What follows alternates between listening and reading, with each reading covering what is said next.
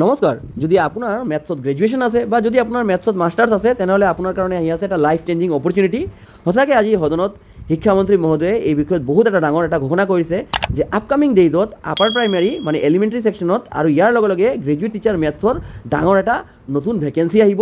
তেওঁ জনাইছে যে যোৱা বছৰ গ্ৰেজুৱেট টিচাৰ মেথছৰ নিয়াৰ এবাউট 1700+ ভেকেঞ্চি আহিছিলে আৰু এই বছৰ যেতিয়া নতুন নিযুক্তি আৰম্ভ হ'ব আকৌ নতুনকৈ ইউ পি ছেকশ্যন মানে আপাৰ প্ৰাইমাৰী আৰু ইয়াৰ লগে লগে গ্ৰেজুৱেট টিচাৰ মেথছৰ নতুন ভেকেঞ্চি আহিব এই বিষয়ত শিক্ষামন্ত্ৰী মহোদয়ে কি কৈছে আপোনালোকে ডিটেইলছ আগত জানিব পাৰিব যিসকলে ভিডিঅ'টো চাই আছে কাইণ্ডলি ভিডিঅ'টোক এটা লাইক হিট কৰিব আৰু যদি চেনেলৰ ফাৰ্ষ্ট টাইম মোৰ ভিডিঅ' চাই আছে তেনেহ'লে চেনেলটোক ছাবস্ক্ৰাইব কৰি যাব এই ধৰণৰ মোৰ ইম্পৰ্টেণ্ট আপডেটছৰ কাৰণে তো অভাৰঅল কথাটো হৈছে গ্ৰেজুৱেট টিচাৰ মেথছৰ ভেকেঞ্চি আহি আছে আৰু মই আশা কৰিছোঁ যে নিয়াৰ এবাউট 2000+ ভেকেঞ্চি আহিব পাৰে কাৰণ যোৱা বছৰ যেতিয়া 1700+ ভেকেঞ্চি আহিছিলে আৰু যিহেতু আপাৰ প্ৰাইমাৰী আৰু ইয়াৰ লগে লগে গ্ৰেজুৱেট টিচাৰ মেথছৰ দুটা ছেক্টৰত মানে দুটা বিভাগতেই মানে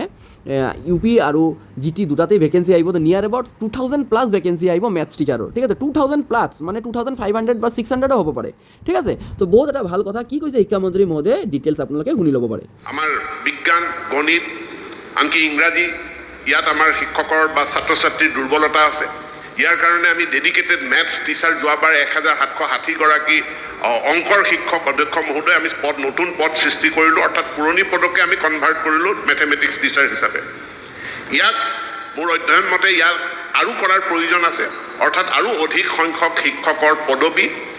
এম ই ছেকশ্যনত আৰু হাইস্কুল ছেকশ্যনত আমি তাক মেথছ টিচাৰলৈ ছায়েন্স টিচাৰলৈ ৰূপান্তৰিত কৰিম অৰ্থাৎ নতুন পোষ্ট ক্ৰিয়েট নহয় পোষ্টৰ কনভাৰ্চন হ'ব